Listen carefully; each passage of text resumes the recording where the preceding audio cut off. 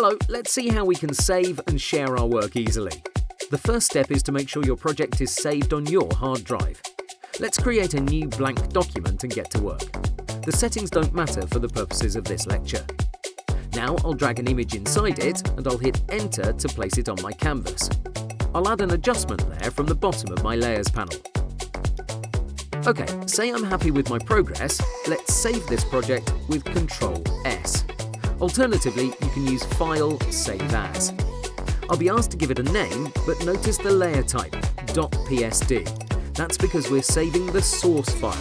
That's an important distinction, so we're not exporting our work in a format that can be uploaded on Facebook or whatever other platform. When your progress is saved, this is how your project tab is going to look. It's not going to be called Untitled anymore, but pay attention to the close icon. Once you make any change, any edit, no matter how small it is, the asterisk is going to show up near the X symbol. That's a subtle warning that tells you have unsaved progress. If I use Ctrl S, this new state of the project will be saved. But again, if I perform another action, this asterisk will show up. So this is a gentle reminder that says, hey, your work isn't saved. Now let's see how you can share your design with the world. Let's start with the old way of exporting. Alt, Ctrl, Shift, S. This will bring up this window you may be familiar with. Here you have a few settings you want to pay close attention to. First, the file format.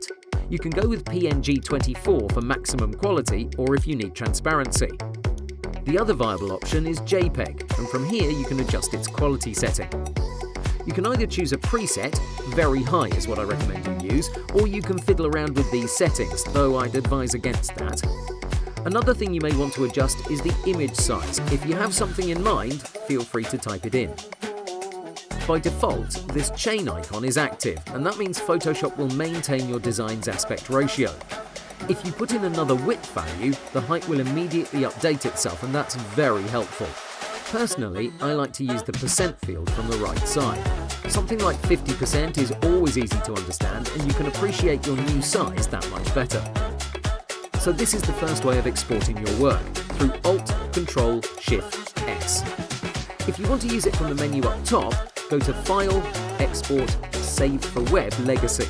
And it's labelled Legacy because it's been replaced by our second way of exporting, Alt, Ctrl, Shift, W. So we've swapped the S with a W at the end. This window is fairly similar.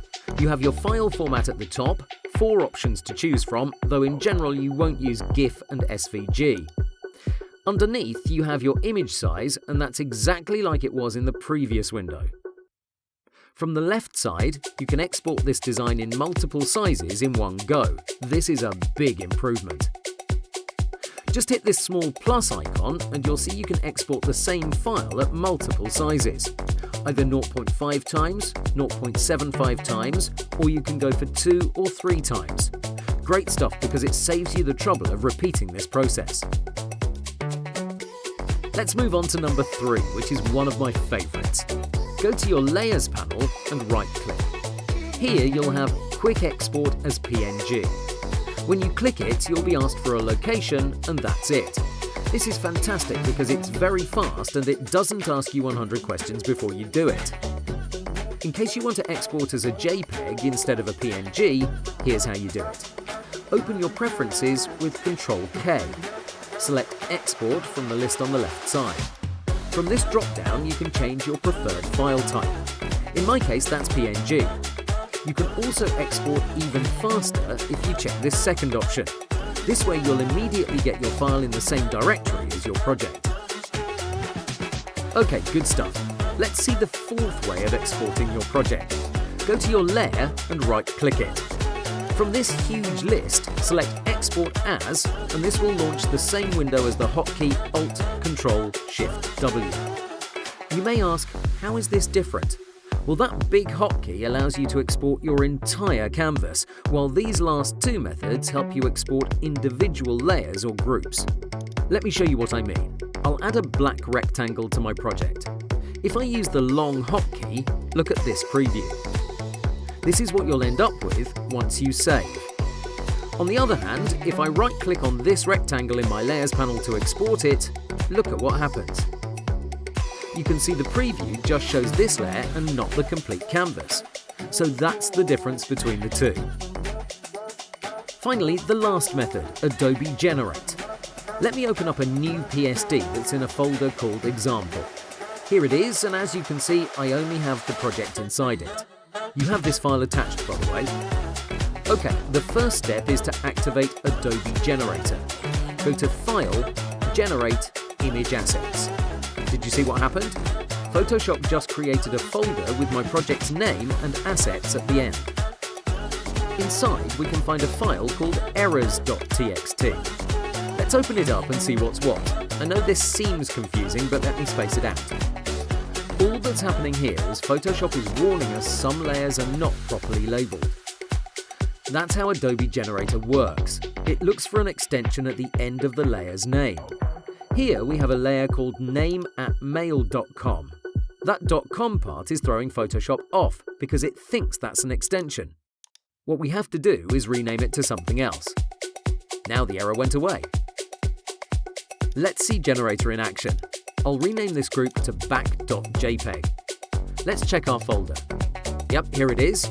You can replace JPEG with PNG, GIF or SVG. You can also adjust the quality of the JPEG file by writing back.jpg 50%. Now if we check the file, we can see it's fuzzy. This is a fantastic feature that allows you to immediately export your work as you go along. To see its power, I'll enable a layer style for this group. Don't worry about the specifics, what's important is we change how this card looks. Okay, pretty dramatic. Instead of exporting again through our hotkeys, we immediately get the updated design, and that's without touching a single key. Great stuff. Finally, I'll do a big combo for this group.